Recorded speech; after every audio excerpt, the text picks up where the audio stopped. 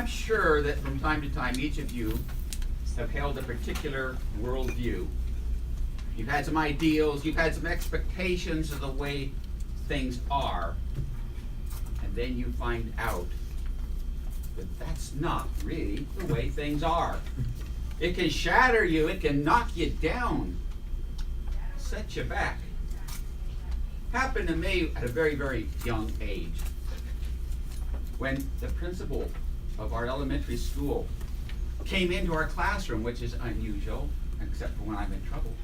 And he had a little black and white TV.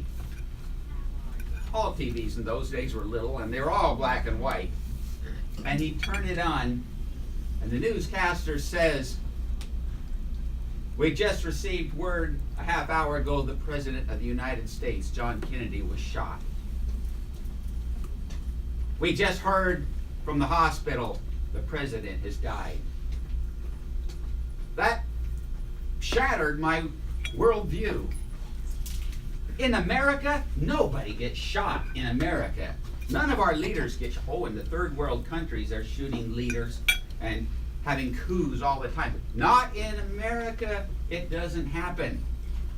My worldview started changing. We came to the Vietnam War, the first war that was televised.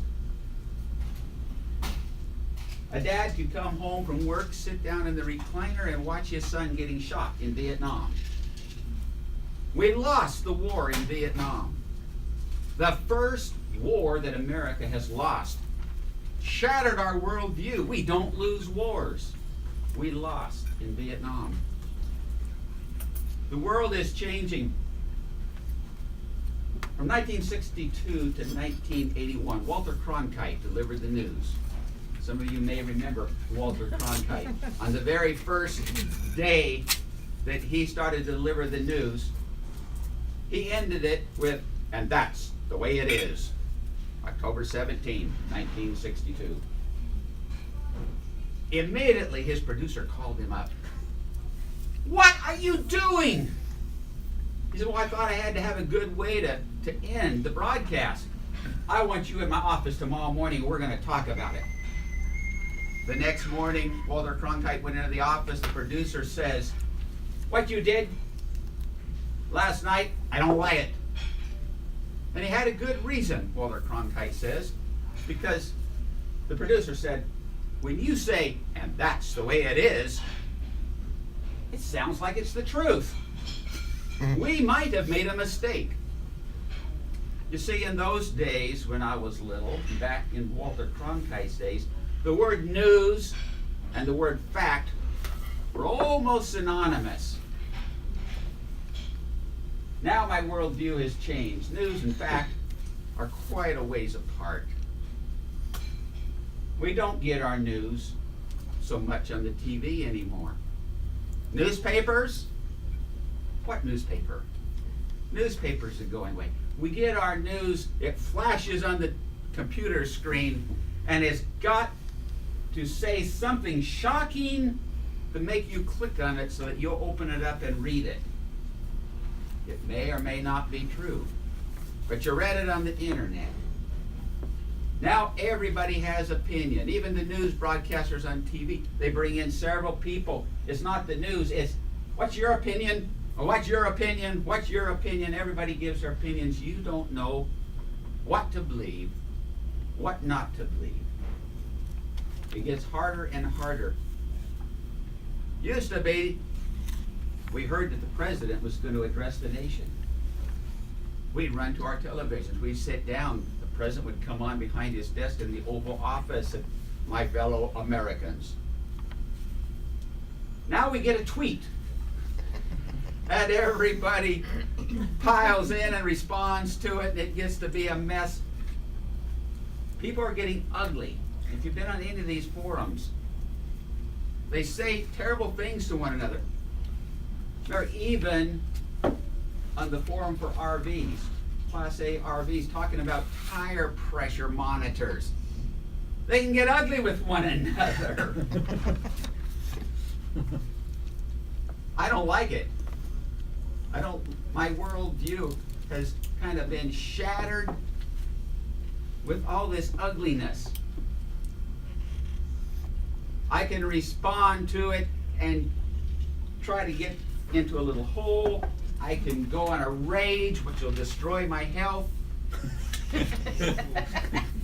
Or I can just sit back and say, this is the way it is. Let's see what happens. It's going to be a good ride. When I was up in Gig Harbor, went to the used bookstore, and I found a section that says free books. I love free books. There was a book there about cowboy poems. And Dean Cook had submitted a cowboy poem. I thought I would share it with you this morning because I think it relates to how maybe we should respond to some of these troubles that are coming to us. A good ride. It's happened to us all. It'll never fail. I was dozing in the saddle on that desert trail when that old shorty horse saw his chance, dropped his head, and asked me to dance. He almost lost me on the very first jump. There was inches of daylight between saddle and rump. I lost a stirrup, and I lost a rein. So I grabbed some leather, and I grabbed some mane. It was not a thing of beauty or grace.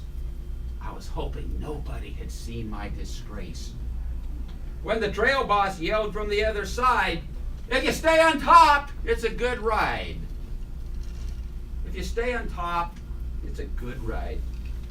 It's about survival and not just pride. So grab some leather, grab some mane. If you stay on top, it's a good ride. He said, here's one thing that I know. You can't confuse life with rodeo. Because 8 seconds won't get you in our record book. And we don't give points for how you look. So, when some hell breaks loose and you're headed for a wreck, you may have to choose between your pride and your neck. Then you can pull some leather and you can lose some face. Or you can be thrown with style and grace. But here's one thing that I have found.